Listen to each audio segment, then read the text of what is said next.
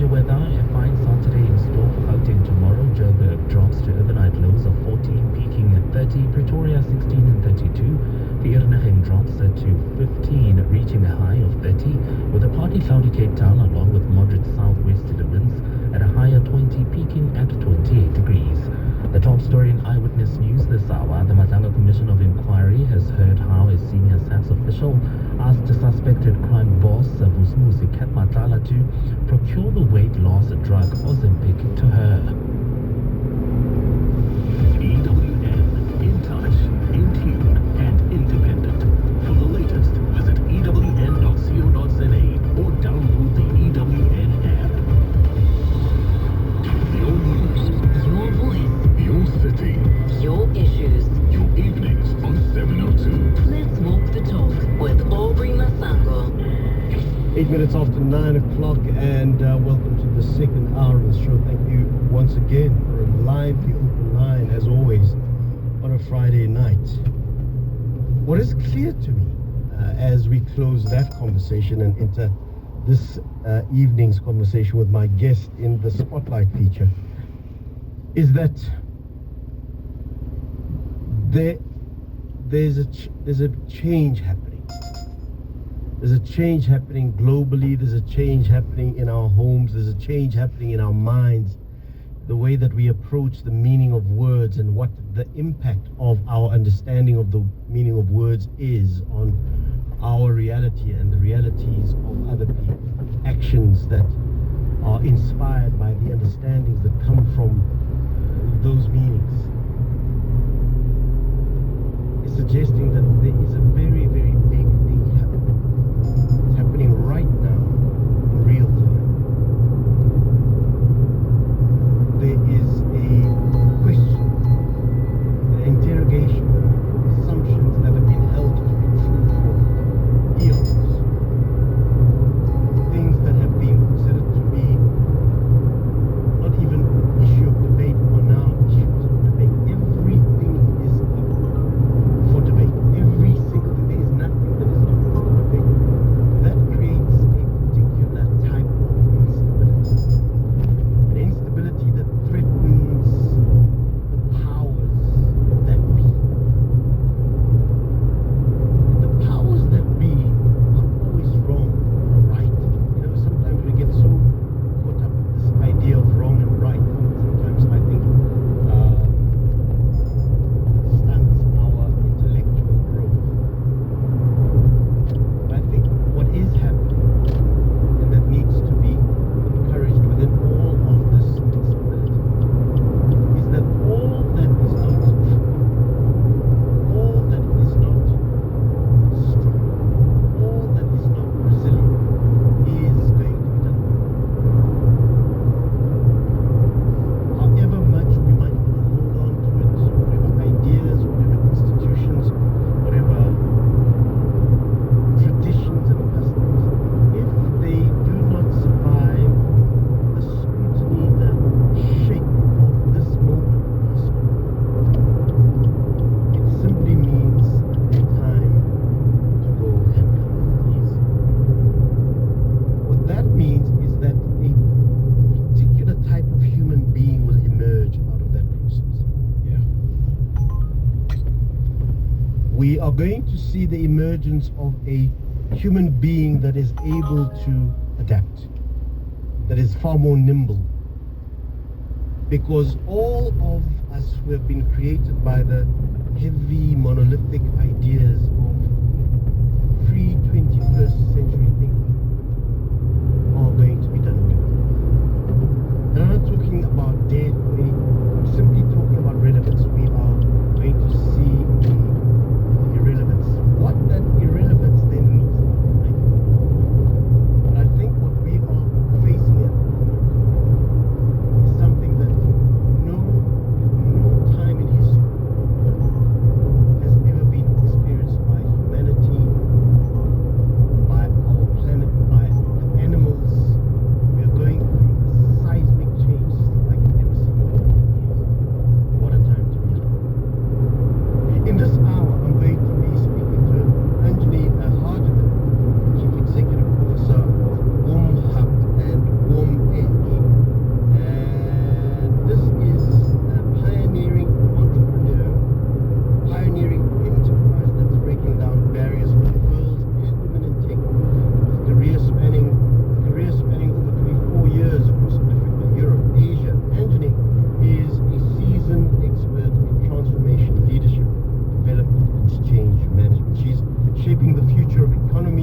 driving DEI goals and fostering a culture of inclusion. I'm looking forward to this conversation. I hope that you join us this hour. The time is 13 minutes after 9 when I come back. Anthony Arjivan is my guest, Chief Executive Officer of Warm Hub and Warm Age. Bongani Bingwa, 702 breakfast. Weekday mornings, 6 to 9. We heard from Madanga Commission of Inquiry from a witness was receiving money from the criminally accused Sumuzi Cat Mabala. So normalized have these transactions become that that's the explanation she thought would fly. Can you separate love from money? Hi, it's Jackie here from Farmers Place, the long time listener and first time WhatsApper on the show. You know what, Bongani? I'm just gonna go straight to the point. Even the singer when Catherine said, no romance without finance. How am I gonna no money? How am Bongani Bingwa, 6 to 9. On 702. They've survived the heat, the pressure, and the eliminations. Now it's down to the semi-final showdown on Celebrity Master Chef. Seth Shezi, Holly Ray, Zugi Simbane, and Dineo Ranaka cooked with the finale in sight. No second chances, no safety nets, because this is where champions are decided and legacies are made. Miss this and you miss the turning point. Catch Celebrity MasterChef this Sunday, 6 p.m. only on ETV.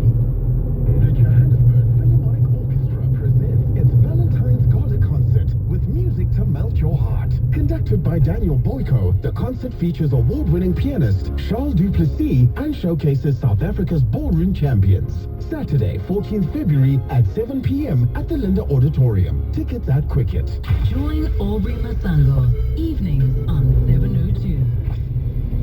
On the spotlight is my guest, Anthony Arjivan. She's Executive Officer of Warm Hub and Warm Age.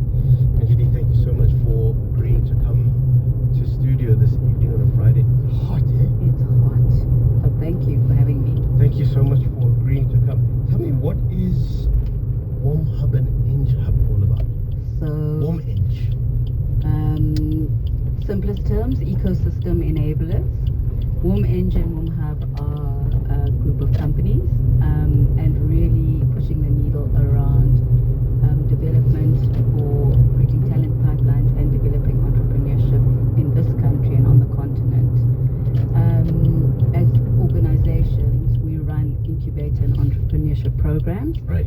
And I think are really starting to understand what are the dynamics, what are the challenges, not only those that have existed for a long time, but what are the new challenges coming up in this time that you just spoke about. And walking that journey with female entrepreneurs and going, what do they need? How do we break open along with them barriers to entry, access to market, access to networks, and access to funding? I don't know why I'm thinking about this as I listen to you speak. Many years ago, I watched a documentary that came out of the subcontinent of India where they were experimenting with how women deal with money. So a certain amount of money was given to a woman who ran a little homestead, and the same amount of money was given to a man who ran a homestead in similar ways. And it was a way of trying to check how fast the lender would get their money back plus interest and still be able to continue with that business. And in overwhelming terms, and this is with children that need to be looked after and so forth. The women entrepreneurs who were running homesteads, you know, raising chickens and goats and whatever, and then selling them into the market and so forth. Something that I think that a lot of people in Africa would resonate with, but it was happening in the subcontinent of India, and the turnaround was quicker, more regular, higher interests. In other words, the lender had a better yield. I'm not an economist, so I don't have the right terminology, but better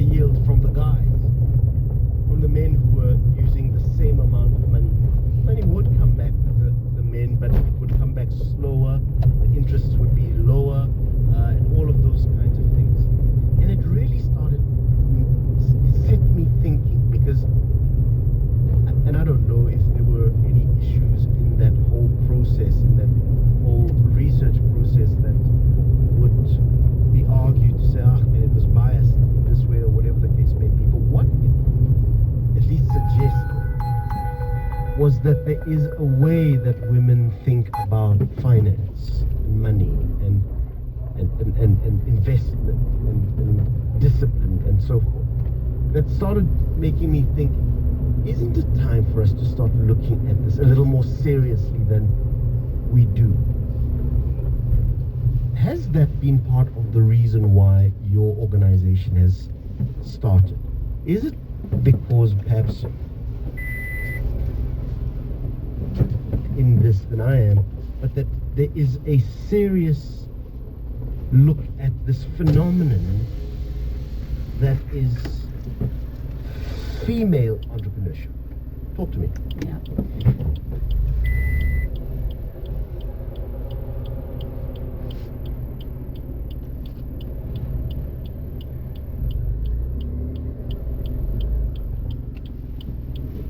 We thought it was develop the female entrepreneur, give her more education, give her business skills training, give her mentorship. But what certainly we have realized is the development can only take so far.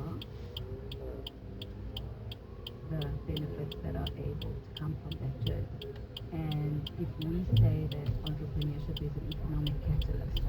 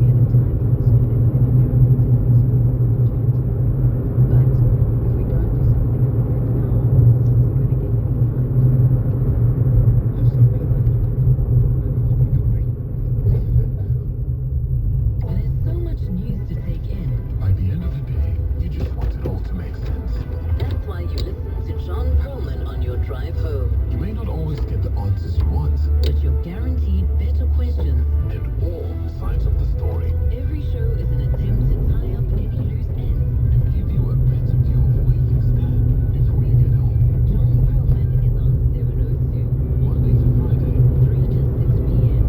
let's walk the talk. 702 afternoons. Relevant Maputa, 1 to 3 p.m. Why do you think it is that we don't like good news as people? Why do we revel in things that are not positive? I guess it goes back to that old age saying, says if it bleeds, it leads. And if the story is harder and tougher, then it travels more. We share it on our WhatsApp groups, we talk about it at the dinner table. It's almost like when you're driving on the highway, if you see an accident, you're gonna look. An accident is not a pretty thing. But in the same breath, over the last decade, I've seen in the equal measure how good news can do exactly the same. We choose to let it. South Africa's good thing guide, Brent Lindicky. 702 afternoons. Relevant Maputa. Join Aubrey Masango evenings on 702. My apologies is usually based on the intuitive understanding that all men and women are created equal. But rarely do we get to a point where we can actually have that conversation based on data that says all men and women are created equal, but they are different in the way that they apply themselves onto a particular reality. I think you made a powerful observation to say that women are not better or worse than men, they're just different. And when we exclude that difference from the economic activity, we are the poorer in the way that we engage with economic and commercial activity. All sorts of documents have been written and research has been done to explain why it's important to have diversity in a situation. But we are right now in a world that is pushing back against that idea, led of course by the man in the United States at the moment, where the idea of inclusivity and diversity are really being challenged in ways that are similar to the Queen's theory. But it appears that we may be at a point where the approach that is brought to the financial conversation by women is now supported by real objective data that says there is money to be made here. But that is true that there is now objective data, not just the political argument for diversity, commerce, and the economy that includes all, but objective data that suggests, hey, there's real money to be made here for the inclusion. It's not just the vibe or fuzzy reason. Yes, the data absolutely exists, and I could, but I'm not going to throw all the stats our way. But what we know, it's Friday night, what we know is the returns are higher. The businesses have longevity, right? So that sustainability exists. The capital raises, once they are attained, see the result.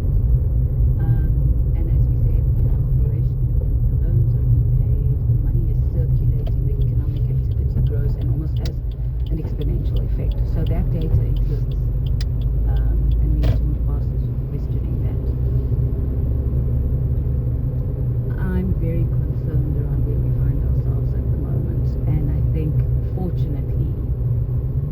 got sound minds and voices to kind of say this work is important. But what the polarization has shown us in a very short space of time is where... Are we talking less than a year? Less than a year, Yeah. right? I mean, you know, this kind of will start from day one, so call it less than a year. What it showed was the cracks in the intention around many DEI conversations, thoughts, and initiatives. And so I think those, and it's like you said, this is the time to stand up, and if you're not resilient, you won't survive. So those that are doing